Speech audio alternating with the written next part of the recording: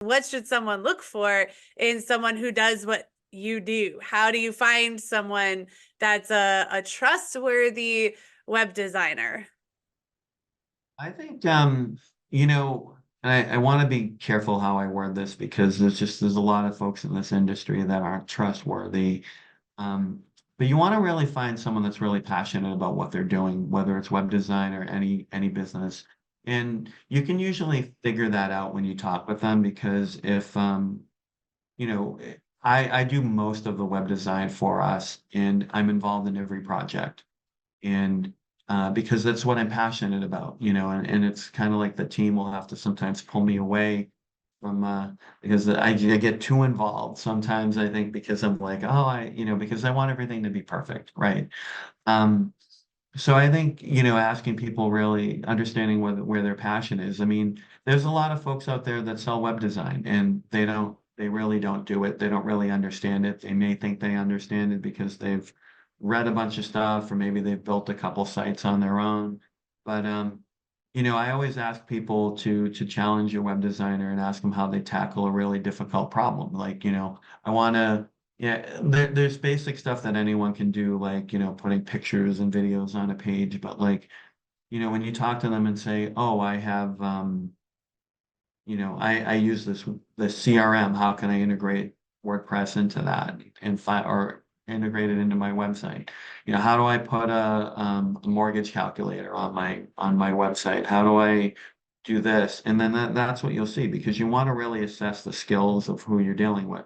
Um, you want a web designer that can grow with you. And it's the same with, again, any business. Like, like you guys do martial arts. So, if you're only like a green belt, when someone gets to green belt, it's like, how are you going to teach them all the way up to black? Or if you're a first degree black belt, obviously there's only one 10th degree black belt in Shaolin Kempo. But like, if, someone wants to progress beyond black belt, you want to have someone that's a 7 or 8th degree black belt that can, you want to you want your web designer to be skilled enough that they can take your business to whatever level it needs to be. So those are the types of questions I would ask. It's like, what's your skill set? What do show me some of the things that you personally, because there's platforms and I'm going to actually name some names on platforms. There's two that in particular that I tell people to shy away from. There's a platform called Duda, and that a lot of people build websites in.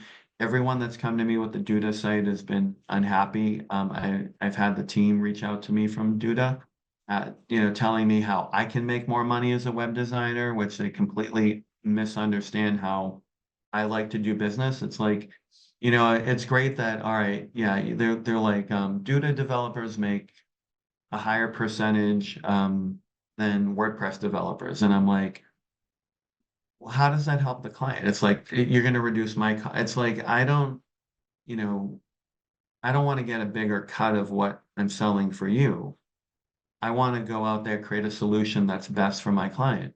There's also folks out there, they're just like they're salespeople that have, whether it's offshore or people in the US, but they're not doing the work. They're just like out there, flapping their gums, talking about how you should, you do this, like you need this type of website. I've had friends reach out to me and tell me horror stories about these people.